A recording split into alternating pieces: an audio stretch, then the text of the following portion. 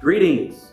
My name is Pastor France. This is Police Chief Dempsey, and we're here for principally two reasons: to talk about relationships and power. Relationships and power in the sense of building an effective and congenial working atmosphere within the community of Lynwood, but it applies to any and all communities in the United States. As you know, at this time in our country, there are difficulties between policing and the community. We believe we have an answer.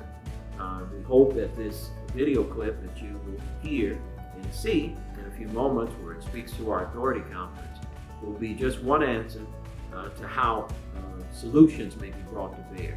Police Chief Dempsey has been policing for many, many years. I've been pastoring for a few years. We think we have some answers. So stay tuned, listen to the video clip, and we'll have some final comments at the end. There's a timing to the things of God. There's Bible for that.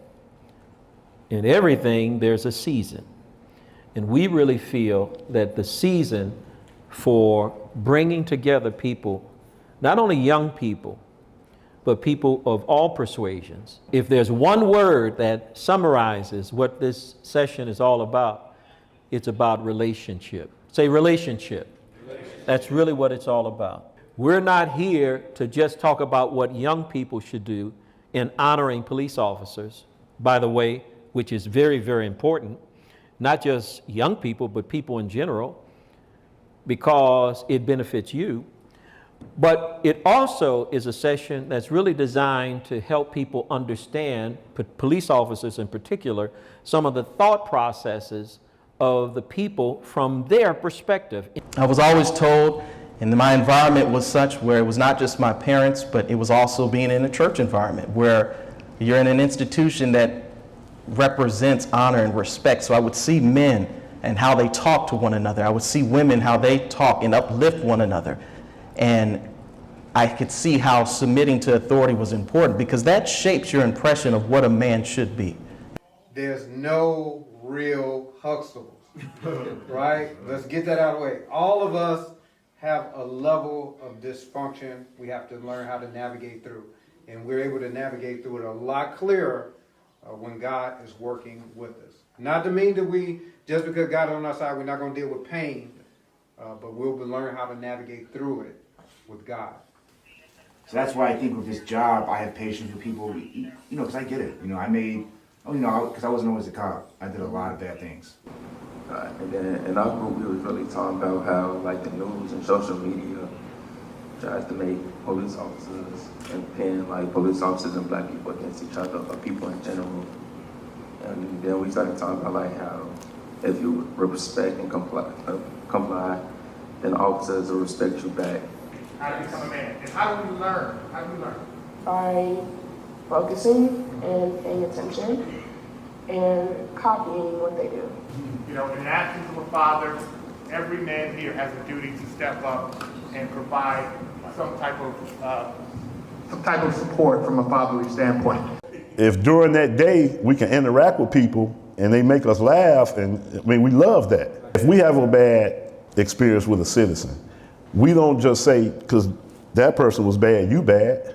So, and citizens need to do that with police officers. If you have a bad experience with a police officer, don't assume that I'm bad. Because all my friends, we the coolest cops that ever lived. Because when you get pulled over, we decide from talking to you and walking back to the car if you're gonna get a ticket or not. So when we go back to the car, we just really checking you out, running your name, make sure you don't have no warrants or nothing. But if you cool, get out of here. Have a nice day, slow down. So you young people, that respect factor is huge. It's so huge. Things happen, even though you have to listen to them, there's always avenues that you can take. I always say, listen to the officer, follow the directions. Even if you think you're right, and even if you are right, follow the directions, because there's always an avenue you can take. Body cameras, we have cameras in the car, cameras on the body, people are videotaping it. If he is wrong, deal with that after the fact, just to be safe. Because like I said, there's bad ones out there, but you can always deal with it. Go file complaints. If you have video, tell them they pull the body camera. he did this to me, he said this, he treated me bad, he hit me for no reason, let me go after that. Follow that path. Because the bad ones like the George Floyd, you just don't want that to end like that. So. Today I just want to talk to you about the challenge of change. The challenge of change. So to be an agent of change, I'm talking about tangible change. Real change, it requires work, effort, it requires sacrifice. Real change comes with a price. See, there's no such thing as charity and change. It don't work that way. And the issue with asking for charity and change, for me, it's the notion of victimization compared to victory. It's the notion that I am powerless instead of I am powerful. It's the notion that you have all the control and I have none. Well, you heard just 5 minutes or so of what we think are important characteristics of relationship building, whether that be for a youth, whether that be for a resident, whether that be for a police officer. And I told you earlier that it's all about power and it's all about relationship. What do you mean by power and relationship? It's really the power of a relationship. That's what we're really talking about. And I think the best way to characterize that is Police Chief Dempsey's relationship that he forged. That's one of the reasons why I like Chief a lot, because Chief is a guy that really cares. And I found out, Chief, that you built a relationship with a young kid by the name of Steve Curry many, many years ago. Yes. Tell us about it. I was a police officer in Riverdale, and I think Steve was probably 12 or 13 at the time. Came up to my patrol car, just started talking, explained his interest in wanting to be a police officer when he got older. Each time I saw him, we'd always talk on the street. He began to work at the Park District. I would go see him there. As he got older, our relationship became stronger to the point where we would hang out and spend time hanging out even after work and things like that. I drove him around, explained the police job and things like that. We always talked about it. I even gave him the code to the police station, which probably you wouldn't do, but Steve was always interested in police work and wanted to come see me, and we talked a lot. Eventually, he became a Dalton police officer and is now the deputy chief of Dalton.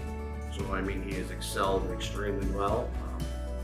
We are very good friends. We've been friends for over 30 years. I stood up in his wedding, and we have a very strong bond still to this day. We talk all the time. We still hang out, and it's a great relationship. So there you have it. What's very key to any relationship that's being built within a community? True, authentic relationships. Police have the responsibility because they have the authority to build those relationships with the community. In the same way, the residents and the youth have a responsibility to respect the authority that's really designed to protect them. But everything hinges on what you just heard Police Chief talk about, and that's relationships. We hope that you'll find this beneficial. We look forward to your success. God bless you.